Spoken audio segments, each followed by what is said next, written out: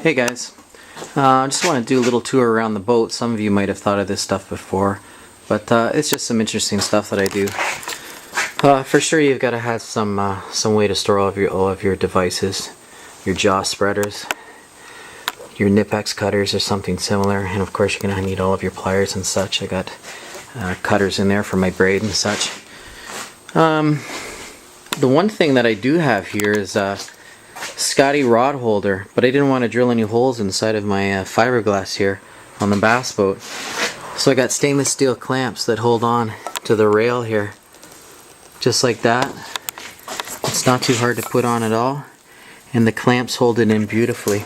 You're going to have a bit of a drag setting on your rod anyways. You're not going to have any fish pull this out. It's totally secure. So that's a way to get around drilling inside of the fiberglass. The old downspout trick, I did this inside one of my compartments in the boat. I was going to find a box to put it all in, but I just shoved the pieces in and everything holds securely. I think I got about 20-25 little pieces in here. It's about $12 for a 12-foot piece for downspout. I thought this was a pretty good idea to store everything. I got some crankbaits and gliders and jerkbaits and stuff in there.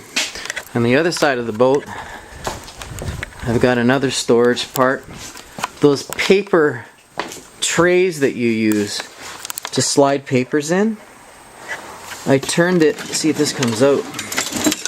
It's a paper tray holder, as you can see, and I turned it vertically like that, and I put my notches in, and it holds all your spinnerbaits. There's custom baits right there, custom spinnerbaits and custom big marabou bucktails right there. It holds a ton of stuff. So those are those paper trays.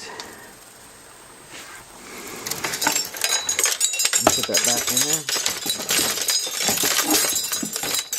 Or not. We'll just leave it there for now. Here's something that's really cool. I didn't want my net lying around, especially in a bass boat, because you have less room. So I took out the vent. This is the vent right there. You can see it right there. I took that out on the other side here. You get a piece of PVC tubing. I got a little piece here as well that I just found around the garage. And you stick your net right in here. And to secure it underneath inside, I just got a drill and I put a screw, kind of hard to see in there, I put a screw at the bottom of the pipe, hard to see, that goes into the battery tray. So to secure the piece in the bottom, screw goes right through the lip of the battery tray, right inside, so this thing doesn't move at all. And then what you do is you grab your net. Ideally you've got a rubber coating and smaller holes for your muskie. You pop it inside. Actually, hold on a second, because I'm in the garage and I gotta get this net pushed down. And you just put it inside like this. Boom, and there's your net.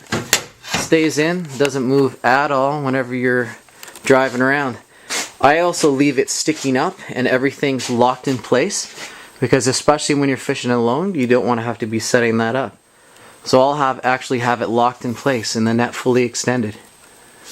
You don't want to mess around with that when you got a fish going, especially if it hits boat side. You need that net immediately. I've done quite a bit of netting by myself. I try to get out whenever I can. Sometimes it's just early in the mornings and you don't have a partner. Anyways, those are some of the things that I've done. Once again, you just take out that venting system. You still got a vent on the other side, nothing too big about it, and get your net totally out of the way. Another thing I've done is got some bungee cords, because I don't have, you know, those rod savers, the rod straps you can put it along the front deck. I don't really have that option on a shorter deck like this. This is only a 17-foot boat.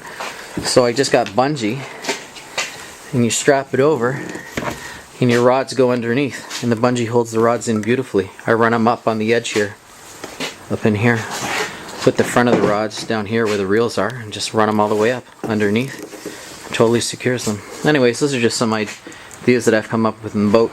This deck I actually built, and there's storage underneath. You'd always have the option of storage underneath. And then I slide in this right here. I'm surprised more people don't use these. I've seen one other guy use it.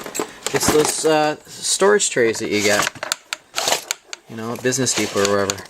I divided mine with these plastic dividers.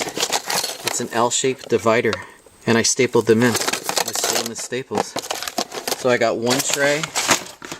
I got some other doubles and big tens in here that I made up. And then I got a bobby tray for some other stuff that I made up. If you get 10 baits a tray, you can get 30 baits inside of that. It slips right underneath the deck. Anyways, those are some ideas. This big sucker right here is a tray from a storage unit. And what happens is, if you have room in your bilge area, see that room in the bilge area? This box right here slips right inside in between the two batteries in my bilge area. And I've got all that storage for a bunch of jigs that I have. It sits in beautifully right there, and you can always pull it out. It fits in between the two batteries. A lot of boats, especially bass boats, have storage such as this. So use it wisely.